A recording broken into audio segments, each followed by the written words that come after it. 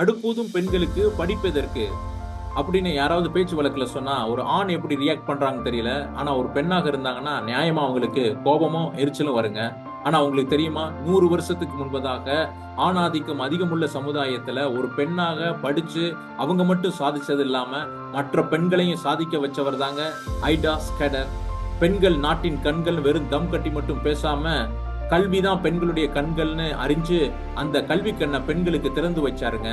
Christianity must be lived, not just spoken. கிறிஸ்தவம்ன்றது ஏதோ வாயில பேசுறது இல்ல, அது வாழ்க்கையில சாதிச்சு காமிக்கிறதுன்றத வாழ்க்கையில பல பேருக்கு முன்மாதிரியாக காமிச்சவர் தாங்க இந்த ஐடா ஸ்கேடர். இந்தியாவில் கிறிஸ்தவ மிஷனரியுடைய டாக்டர்ஸுடைய டாக்டரா அவர் இந்தியாவில் பிறந்தாலும் இந்தியாவுக்கு நோ சொல்லிட்டு அமெரிக்காவுக்கு போயிட்டாருங்க. ஆனா அவங்களுடைய தாயார் உடல்நிலை சரியில்லாம இருக்கிறத கேள்விப்பட்டு இந்தியாவுக்கு பயணப்பட்டு மீண்டும் வரும்போது அந்த பயணம் அவங்களுடைய வாழ்க்கையே மாற்றிடுச்சுங்க.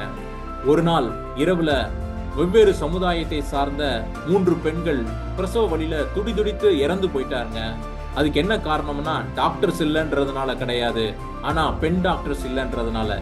ஏன்னா அந்த 3 பெண்களுடைய கணவன்மார்கள் ஆண் டாக்டர் வைத்தியம் பார்க்கறத அவங்க விரும்பல. அந்த நேரத்துல 20 வயதான ஐடா ஸ்கேடர் ஒரு முடிவெடுத்தாங்க. I never meant to be a doctor, but God meant it, I follow it. நான் டாக்டர் ஆகணும்னு விரும்பல, ஆனா ஆண்டவர் விரும்புகிறாரு, நான் அதை பின்பற்ற போகிறேன் என்று சொல்லி அமெரிக்காவுக்கு மீண்டும் சென்று கார்னல் மெடிக்கல் காலேஜ்ல அவர் ஃபர்ஸ்ட் கிராஜுவேட்டா அவர் மருத்துவம் படித்து மீண்டும் இந்தியா திரும்பினாருங்க. அநேகர் இந்த காலத்திலேயே அமெரிக்கன் ட்ரீம்னு கனவு காண்ற நேரத்துல அந்த அமெரிக்கன் ட்ரீமை தூக்கி எரிஞ்சு போட்டுட்டு my life is the pencil in the hand of God, என்னுடைய வாழ்க்கை தேவன் கையில் உள்ள எழுதுகோல் என்று சொல்லி அமெரிக்கன் ட்ரீமை தூக்கி எறிஞ்சிட்டு இந்தியாவுல வந்து சேவை செய்தாருங்க.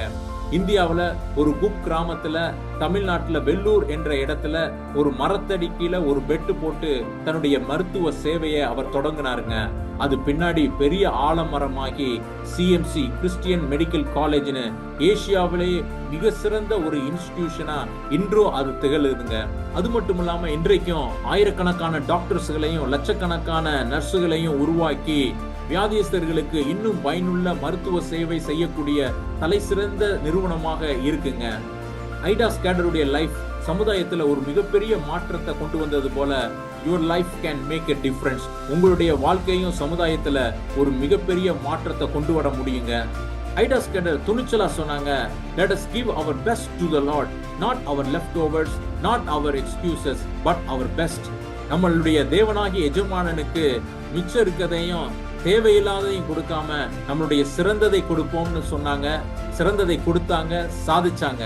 ஆனா நீங்க எப்ப உங்களுடைய சிறந்ததை ஆண்டவருக்கு கொடுக்க போறீங்க, தேவனுக்காக பெரிய காரியத்தை சாதிக்க போறீங்க ஐடா ஸ்கேடர் மாதிரி.